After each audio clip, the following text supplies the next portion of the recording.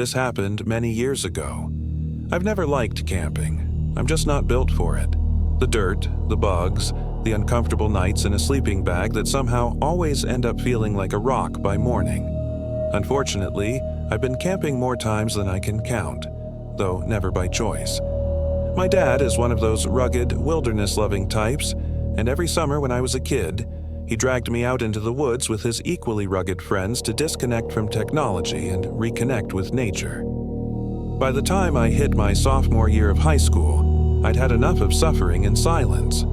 I finally convinced him to let me bring a friend along to make the whole thing a little more bearable. To my surprise, he agreed without much fuss, so I brought my friend Charles from school. You'd think bringing Charles would have made it worse, considering he was a hardcore Boy Scout back in the day and actually loved camping, but he was cool about it.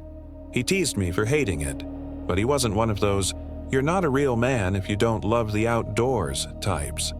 Plus, I figured if I had to suffer, at least I'd be suffering with someone who knew how to make a fire and pitch a tent without turning it into a full-blown disaster. Charles was excited to come, partly because he loved camping, but also because back then he was always looking for an excuse to get away from his parents. Unfortunately, the trip didn't go as planned from the start. One of my dad's friends had messed up the campsite booking.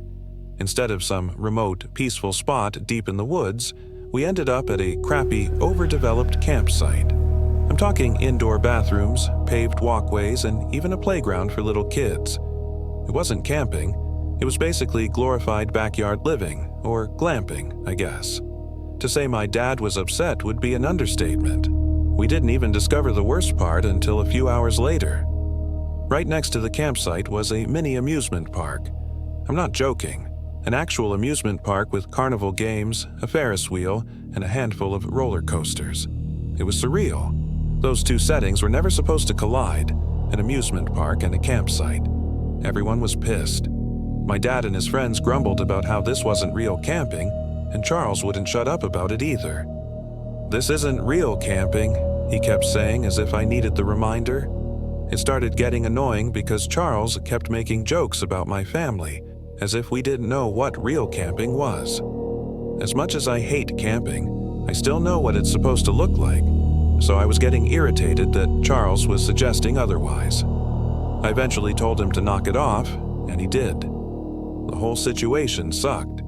We had driven hours to get there, and it wasn't like we could just turn around and leave.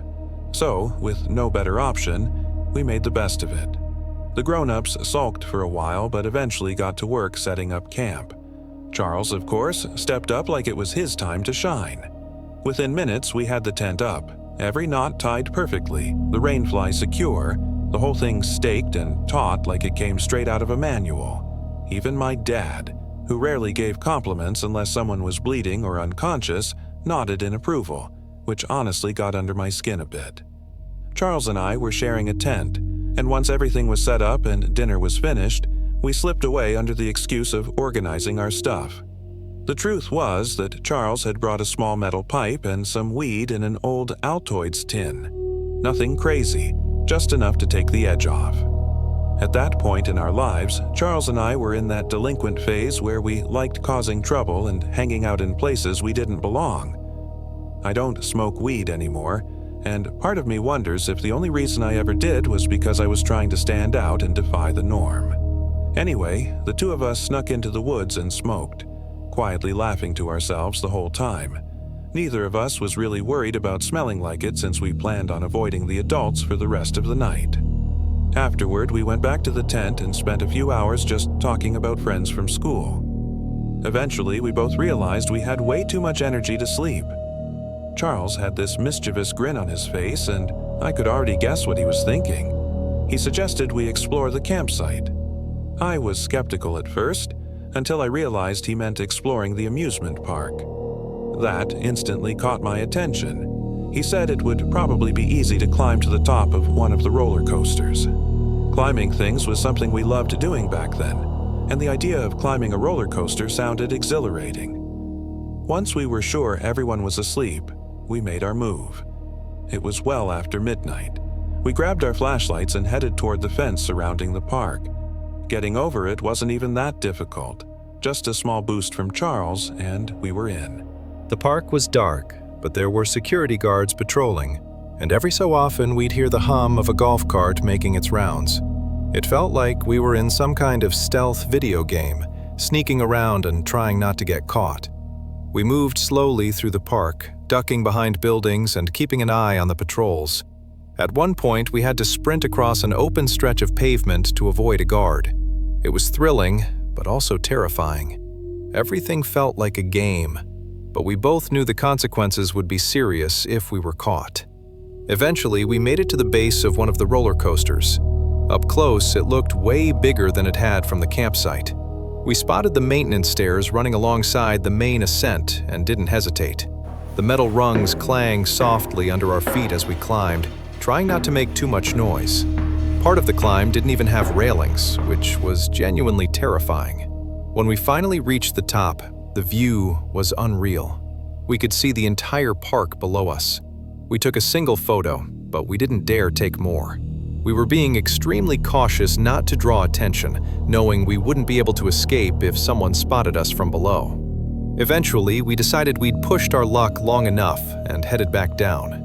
After reaching the ground, we started creeping back through the park the way we'd come. For some reason, the return trip was much quicker than the first. Maybe the patrols had slowed down. I couldn't really say. We were only about 5 minutes from the fence when we had to stop. A guard was approaching in a golf cart, so we quickly ducked behind a snack shack and waited. That's when I noticed something move in the darkness. At first, I thought I'd imagined it, maybe a trick of the light from the golf cart's headlights. But then Charles tapped my arm and pointed in the same direction. I focused harder and saw it clearly. About 30 feet away, barely visible between two buildings, was another person. They were crouched down just like us, sneaking around and trying to avoid the guards. It didn't look like a kid. The worst part was that I was almost certain they were staring directly at us. At that point, we were genuinely scared. Between the guards and now this, everything felt overwhelming. We still couldn't move. The guard hadn't passed yet. I kept my eyes locked on the figure, and then they started moving. They darted across an open patch of ground and passed directly through the spill of light from a nearby street lamp. For a split second, I saw him clearly. It was a man, just like I'd suspected. He was wearing tattered clothing and had a strange, uneven gait, like he was injured or disfigured. But what stood out most was the dark liquid smeared across his face. It looked like blood. Charles saw it too, and we exchanged a terrified look. The man disappeared into the darkness. Moments later, the guard finally passed us, and we moved quickly toward the fence. Neither of us said a word. I kept checking over my shoulder, convinced we were being followed, but no one was there. We climbed the fence and dropped back into the campsite. This time, we didn't laugh about it. All I wanted was to be back in the safety of our tent, and I could tell Charles felt the same way. When we finally crawled inside, neither of us even mentioned sleep. We just lay there in our sleeping bags, trying to make sense of what we'd seen. The only explanation we could come up with was that it had been some homeless guy doing who knows what. It was a stupid explanation, but it was the best we had. The next morning started off normally. We woke up, ate breakfast, and began packing our gear to go fishing. Around 10 in the morning, a camp staff member came by and made an announcement everyone was supposed to hear. Apparently, a man had been stabbed and killed the night before at a lake about 4 miles away from the campground. They didn't give many details, but the person responsible was still on the loose, and the sheriff's office had asked park rangers and campground staff within a certain radius to stay on high alert. They described the suspect as a disheveled white male in his late 30s, shirtless, possibly bleeding or with blood on his clothes. Then they instructed everyone to pack up and leave for our own safety. Charles and I instantly connected the dots. It had to be the man we saw the night before.